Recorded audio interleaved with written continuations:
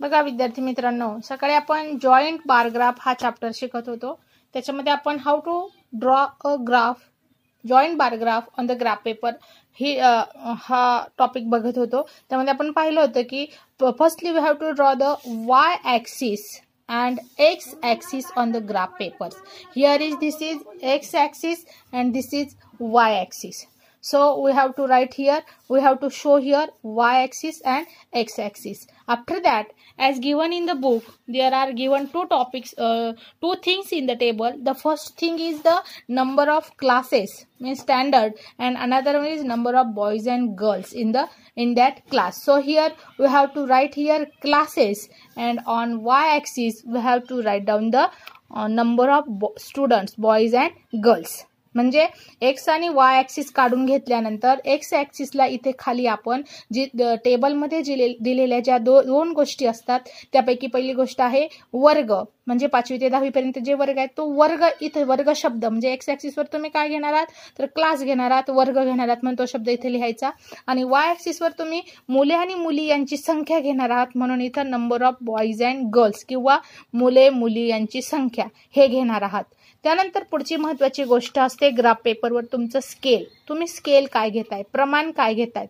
याच्यामध्ये तुम्हाला एक्स ॲक्सिसवरचं प्रमाण लिहिलंच पाहिजे असं आवश्यक नसतं, कारण आपण हे नाही बघत, हे किती अंतरावर घेतलं हे नाही बघत, ही उंची बघत असतो. म्हणून शक्यतो स्केल लिहिताना फक्त वाय ॲक्सिसवरचं लिहिलं तरी चालतं. पण ते घ्यायच्या आधी एक ठरवून घ्यायचं की आपला एवढा मोठा कागद आहे, या एवढ्या मोठ्या कागदावरती जर आपण एकदम छोटासा एवढासाच ग्राफ काढला तर तो चांगला दिसणार नाही. मग आपलं एम काय असलं पाहिजे की आपण जो ग्राफ काढणार आहोत तो पूर्ण पान भरून आला पाहिजे.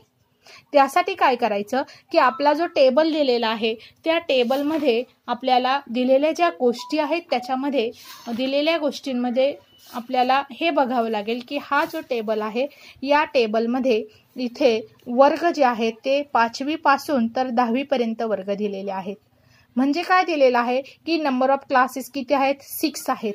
म्हणजे तुम्हाला हा जो ग्राफ आहे हा 6 भागांमध्ये डिव्हाइड करून घ्यायचा आहे. मग 6 भागांमध्ये जर तुम्ही सरळ 1-1 सेंटीमीटरवर 1-1 खूण घेतली तर हा अनिम्यावरती इथपर्यंत 6 भाग होऊन जातील. मग तुमचा ग्राफ इथून इकडेच येईल.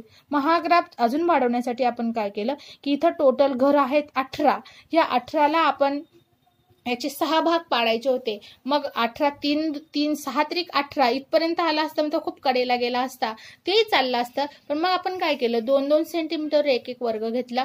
म्हणून पहिले 2 घरं सोडून इथं 5 सेंटीमीटर हा पहिला 5वी घेतली, 6वी 7वी 8वी 9वी 10वी हे लिहून झाले. आता खरं महत्वाचं प्रमाण येतं इथे. तर इथे पुन्हा आपण जर हा टेबल व्यवस्थित बघितला तर ह्या टेबलमध्ये आपल्याला ज्या संख्या आलेल्या आहेत त्या संख्या कमीत कमी संख्या 48 आहे 48 आणि जास्तीत जास्त संख्या 68 म्हणजे 68 आहे. तर अशा प्रकारे आपल्याला ह्या उभ्या वाय ॲक्सिसवरती 48 पासून तर 68 पर्यंत आपल्याला संख्या दाखवता येतील. मग आपण काय केलं की ह्या ज्या रेषा होत्या उभे जे चौकोन आहेत हे टोटल 24 चौकोन होते. मग 24 चौकोनला आपण 12 घरांमध्ये विभागू शकतो आणि इथं आपल्याला टोटल संख्यांचे कप्पे 12च दिलेले आहेत.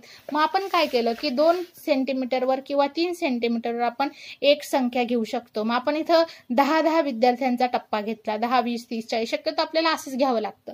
10 20 30 40 मध्येच आपल्याला डिव्हाइड करायचं असतं.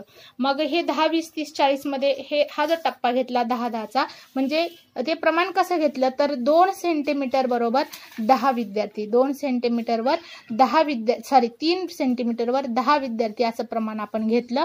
मग हे पहिले 3 घरं सोडले, 1 2 आणि 3 इथं 10 लिहिलं. पुन्हा 1 2 3 घरं सोडले इथं 20 लिहिलं. पुन्हा इथे 30, 3 घरं सोडून आपण असं 70 पर्यंत संख्या मांडल्या. झालं, इथपर्यंत लिहून झालं. आता पुढे आपण करूया सुरुवात ग्राफ काढायला. आता बुकमध्ये पाहिलं तुम्हाला तर 5वीचा वर्ग आहे. 5वीच्या वर्गामध्ये बॉईज आहेत 52 आणि गर्ल्स आहेत 57. मग आपल्याला पहिल्यांदा 52 ही संख्या दाखवायची आहे. मग हा जो फाय आहे इथं आपण ह्या फाय पासून रेष काढणार आणि इकडे आपल्याला 52 कुठे घ्यायचा हा प्रश्न आहे. मग इथं 52 कशाला म्हणायचं, जर एक रेष राहिली असती तर 50च्या पुढे 51 52 53 54 मोजलं असतं. पण 60 पर्यंत जायला मध्ये बऱ्याच रेषा आहेत. मग जर ह्या रेषा मोजल्या आपण तर 10 20 आणि 30 रेषा येतात. म्हणजे 50 पासून 60 पर्यंत जायला आपल्याला 30 रेषा आहे आणि 50 पासून 60 पर्यंत याच्यामध्ये फरक 10चा आहे. मग 10 रेषांसाठी जर 30 घरं असतील तर एका रेषेसाठी किती घरं मोजायचे? फक्त 3 घरं येतात. याचा अर्थ 50च्या पुढे 3 रेषा मोजल्या की त्याला 51 म्हणायचं, पुन्हा 3 रेषा मोजल्या त्याला 52 म्हणायचं, पुन्हा 3 रेषा मोजल्या त्याला 53 म्हणायचं. अशा प्रकारे मधल्या संख्या घेण्यासाठी, म्हणजे तुम्हाला मधल्या ज्या संख्या 10 संख्या आहेत त्या घेण्यासाठी 3-3च्या घराने पुढे जावं लागेल. हे कॅल्क्युलेशन आपल्या मनावर असतं, आपण काढताना हे करून घेऊ शकतो. मग आता 5थच्या क्लासमध्ये बॉईज आहेत 52. मग आता मला 50च्या पुढे पहिल्या 3 रेषा सोडल्या 51 झाला, पुढे 1 2 3 रेषा सोडल्या 52 आला. मग मी इथं बरोबर ह्या 5व्या वर्गाच्या इथे बरोबर 52ची खूण करून घेतली आणि इकडच्या बाजूला या 5च्या इकडे एक छोटी रेष होती अशी, बघा याच्यामध्ये दिसते, बघा मी जवळ करून दाखवते तुम्हाला. या ठिकाणी मी काय केलं, आता बघा व्यवस्थित, ह्या 5 पासून इकडं थोडेसे जेवढी जाडी इकडे घेतली तिकडे एवढीच तिकडं पण घ्यायची आहे. मग मी इथं बॉईजची खूण जी आहे ती 52 वर केली आणि हा बॉईजचा हा बार ग्राफ काढला. आता मी इथं सूचीमध्ये हे पण दाखवणं गरजेचं असतं की मी बॉईजची संख्या कशाने दाखवणार आहे, गर्ल्सची कशी दाखवणार आहे. तर मी बॉईजच्या याच्यामध्ये अशा रेषा काढणार आहे आणि गर्ल्सच्या ग्राफमध्ये काहीच करणार नाही, रिकामं ठेवणार आहे. तुम्ही तुमच्या मनाने तिरप्या रेषा घेऊ शकता, उभ्या घेऊ शकता किंवा पेन्सिलने काढता, तुम्ही काळं पण करू शकता, डार्क आणि लाईट पण करू शकता. ठीक आहे, तर बॉईजचा 52 दाखवला. आता गर्ल्स आहेत 57. मग मी पुन्हा आता 52च्या पुढे 53, 54, 55, 56 आणि 57 इथं 57 वर खूण केली आणि पुन्हा आता काय केलं मी, या 5च्या उजव्या बाजूला पुन्हा त्याला जॉईंट करून मी दुसरा ग्राफ मुलींचा काढलेला आहे. बघा या ठिकाणी हा रिकामा दिसतोय, हा मुलींचा ग्राफ काढला मी. म्हणजे अशा प्रकारे मी 5वीच्या वर्गामध्ये बॉईज होते 52 आणि गर्ल्स होत्या 57. तर हे दोन्ही ग्राफ मी अशा प्रकारे दाखवलेले आहेत. आलं लक्षात? हा झाला फक्त 5वीच्या वर्गातल्या मुले आणि मुली यांचा ग्राफ. आता आपण असा काढूया 6वीच्या वर्गातल्या मुले आणि मुली यांचा ग्राफ. आता 6वीच्या वर्गामध्ये जर आपण पाहिलं तर बॉईजची संख्या आहे 68 आणि गर्ल्सची संख्या आहे 63. म्हणजे आपल्याला ह्या ग्राफवरती 6वीच्या वर्गामध्ये 68 दाखवायचा आणि 63 दाखवायचा. मग पुन्हा तसंच 60 पासून 68ला 3-3चा टप्पा मोजत 68 इथं सापडला. मग मी पुन्हा हा बॉईजचा रेषा असलेला ग्राफ 68चा काढला. त्याच्यानंतर 60 पासून 3 घरं जायचं होतं, मग मी इथून 3 घरं गेले, इथं 63 आला. पुन्हा इकडे गर्ल्सचा ग्राफ काढला. आलं लक्षात? आता याच्या पुढे 7वीच्या वर्गामध्ये संख्या दिसते मला 67 आणि 64 दिसते. मग पुन्हा तसंच या 7वीचा वर्ग इथं आहे, 7वीची ही रेष मी अशी वरती नेली, इथं मला 67 दाखवायचा होता. मग मी इथं 67 दाखवला. मग 67 कुठे 3-3च्या टप्प्याने मोजत गेले, इथं 67 आला.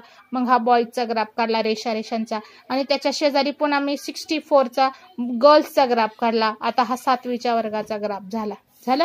आता अशा प्रकारे आता 8वीचा पण असाच काढायचा. आता 8वीच्या वर्गामध्ये किती आहेत, 50 बॉईज आहेत आणि 48 गर्ल्स आहेत. पुन्हा मग मी 8वीचा इथून पुन्हा 50 इथं आला. मग 50 वर खूण केली, हा बॉईजचा ग्राफ काढून घेतला. नंतर 48 वर ही खूण केली, इथे गर्ल्सचा ग्राफ काढला. अशा प्रकारे मी 9वी आणि 10वीचे असे सगळे ग्राफ पूर्ण केले. अशा प्रकारे तुम्ही जॉईंट बार ग्राफच्या सहाय्याने 2 वर्गात सगळ्या शाळेतील सगळ्या वर्गांतील मुले आणि मुली यांचं ग्राफ काढून माहिती घेऊ शकतात.